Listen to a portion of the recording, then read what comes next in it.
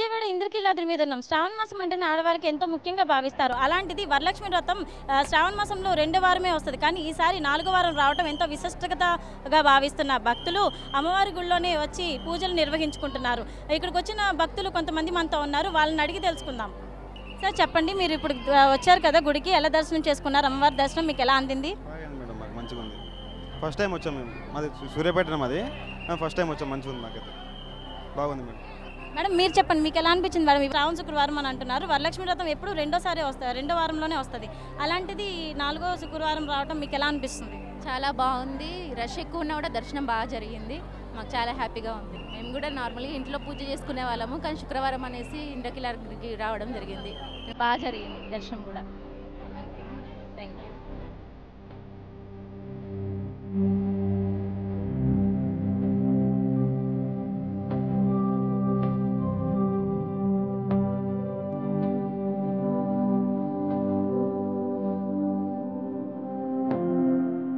జరిగిందండి అమ్మవారి పూజ, చాలా సంతోషంగా ఉంది. వరలక్ష్మి పూజ కదా, బాగా జరిగింది.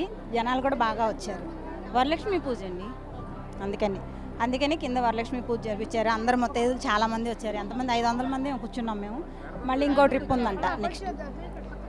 గణపతి పూజ ముందు ప్రారంభించారు. గణపతి పూజ అయిపోయినాక అమ్మవారి వరలక్ష్మి వ్రతం పూజ, వరలక్ష్మి అష్టోత్తరము, కుంకు పూజ జరిగినవి. తర్వాత కథ చెప్పారు.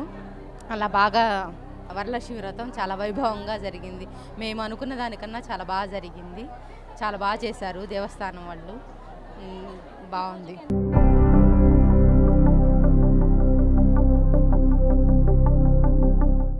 చూశారు కదండి, భక్తులు అమ్మవారి గుడిలోనే వరలక్ష్మి వ్రతం చేసుకోవటం ఎంతో ఆనందంగా ఉందని భక్తులు ఆనందం వ్యక్తం చేస్తున్నారు. కెమెరా పర్సన్ ప్రభాకర్తో ప్రవళిక, APTS 24/7 విజయవాడ.